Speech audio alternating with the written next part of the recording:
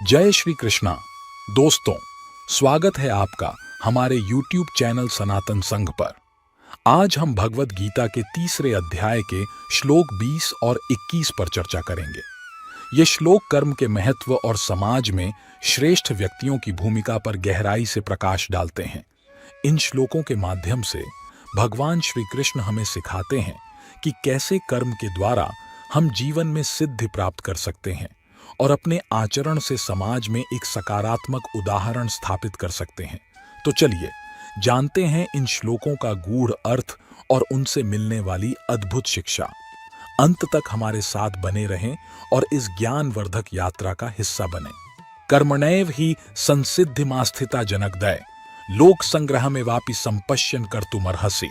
इस श्लोक में श्री कृष्ण समझाते हैं, सिर्फ कर्म के द्वारा ही जनक और अन्य ने सिद्धि प्राप्त की थी। आपको भी लोक संग्रह, सामाजिक कल्याण के लिए कार्य करना चाहिए। यद्यदाचरति श्रेष्ठस्तत्तदेवेत्रो जन स यत् प्रमाणं कुरुते लोकस्तदनुवर्तते। जो भी श्रेष्ठ व्यक्ति करता है, अन्य लोग उसका अनुसरण करते हैं। वह जो भी मानक स्थापित करता है, दुनिया उसी का अनुसरण करती है। राजा जनक ने अपने राजसी कर्तव्यों का निर्वहन करते हुए कर्म योग के माध्यम से पूर्णता प्राप्त की।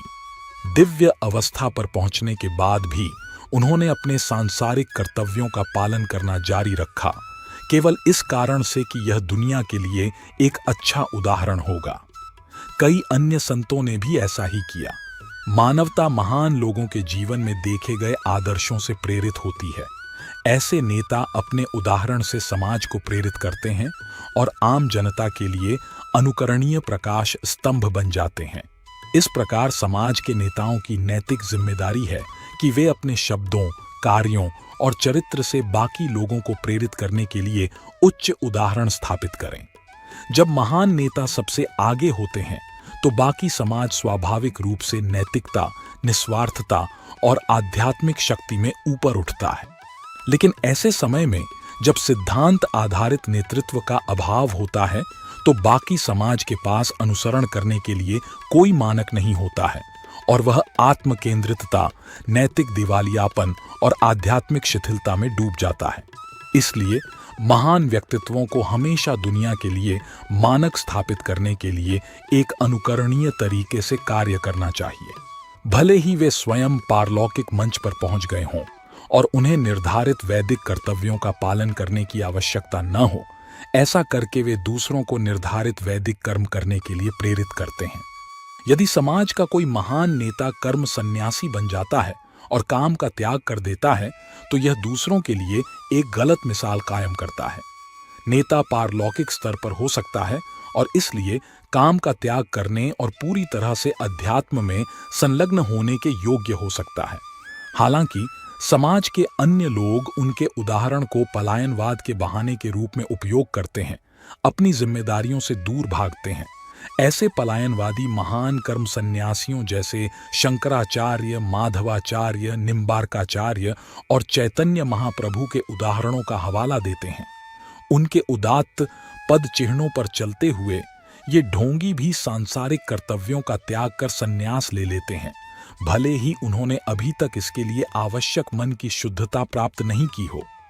भारत में हमें ऐसे हजारों साधु मिलते हैं। वे महान सन्यासियों के उदाहरणों की नकल करते हैं और बिना आंतरिक ज्ञान और आनंद के गेरुए वस्त्र पहनते हैं। बाह्य रूप से त्यागी होने पर भी उनका स्वभाव उन्हें सुख की खोज में लगा देता है और वे भगवान के दिव्य आनंद से वंचित होकर नशे के निम्न सुख में लिप्त हो जाते हैं। इस प्रकार वे गृहस्थ जीवन जीने वाले लोगों से भी नीचे गिर जाते हैं, जैसा कि निम्नलिखित श्लोक में कहा गया है। ब्रह्म ज्ञान जन्यो नहीं, कर्म दिए छिटकाए, तुलसी ऐसी आत्मा सहज नरक महान जय। संत तुलसीदास कहते हैं, जो व्यक्ति ईश्वरीय ज्ञान के साथ आंतरिक आत्मज्ञान के बिना सांसारिक कर्तव्यों का त्याग करता है, वह नरक के तीव्र मार्ग पर चलता है।